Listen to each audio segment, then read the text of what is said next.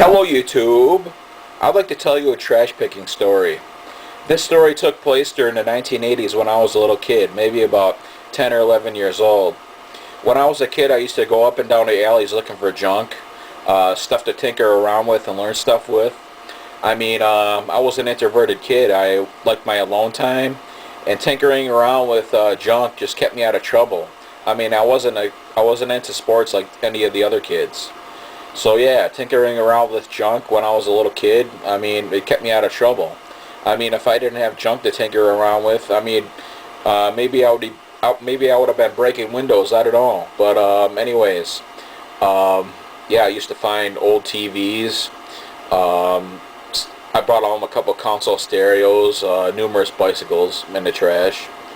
And yeah, around that time, a lot of the older generations were dying off, and when their estates were cleaned out, a lot of good stuff was thrown out. Some of the stuff that I wish I still had today that these people threw out, for collector's value. This is how the story starts. About a block away from here, I was going up an alley, and I came to this house, and I noticed a Kawasaki motorcycle leaning up against a fence in somebody's driveway. And I was sort of hemming and hawing. I was thinking, oh, I think I should go up to the house and ask these people if they want that motorcycle. So I knocked on the door, and a guy answered the door, and I was just like, do you want that Kawasaki motorcycle sitting against the fence? And he was like, no, take it. So I pushed it home, and I parked it behind the garage where the patio is now.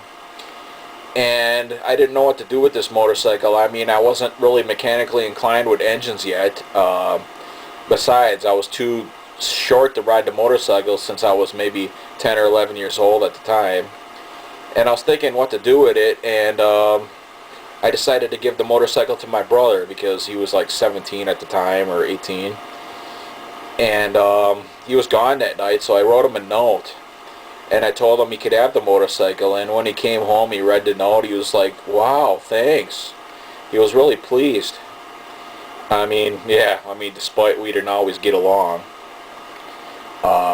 Yeah, he got the motorcycle running. Him and his friends used to ride it around the block or up and down the alley. What was wrong was the cylinder head. Somebody over-tightened the spark plug, and it stripped out the hole that the spark plug mounts inside the hole. And my neighbor took the cylinder head to his work. They retapped the hole. He got the hole retapped, rather. And yeah, my brother and his friends were riding it up and down the alley, and the spark plug retapping trick didn't help. The spark plug kept on popping out of the cylinder head.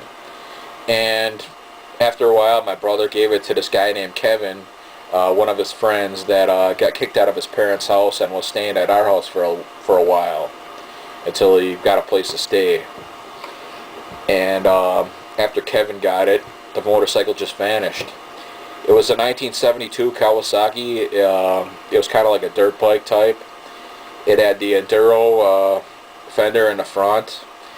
It had no headlight or tail light. It did have a headlight and tail light at one time, but they were removed. You could see where the wires were at the time. Yeah, it was a neat little bike. I was too short to ride it. But yeah, today, since I'm larger, it would have been cool to still have around. But my brother got rid of it years ago. I don't remember how many cc's it was. It was probably maybe a 250. I don't know. I can't remember. It was pretty long ago. But yeah, that was my most memorable trash pick find to this day.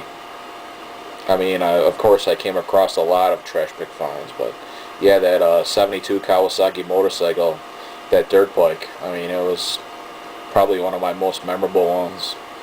And that concludes this video, and I sure hope you enjoyed my story. Bye.